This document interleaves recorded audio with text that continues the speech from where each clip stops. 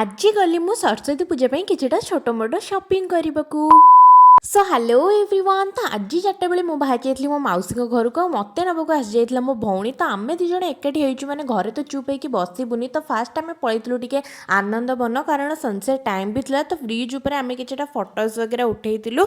तो इवनिंग हवा पूर्व आम सेठू बाहर भी आसीलु। आ बाटे आमर गोटे काम थिला तो ताकू सारी सारा आम डायरेक्ट पहुंच जाइलु डीएन रिगालिया मॉल रे कारण आगु अच्छी सरस्वती पूजा। तो से मोर किछटा शॉपिंग करिवार थिला। आम दिज फास्ट पलैलु जुडियो भितर कारण मोर किछटा कुर्ती नबार थिला। तो मु जुडियो बहुत दिन हम आसी नथली ता भितर नेल्स रो भी कलेक्शन किछटा पळै आस्तिला और लिपस्टिक रो भी बड़े बड़े कलेक्शन आस्तिला जोटा कि मु आज देखुची। और मते जुडियो रो ना ज्वेलरी सेक्शन बहुत ही भल लगे। सही भितर मो आखिरे गोटे बैग पड़ जाइतिला मते बहुत ही भल लागला।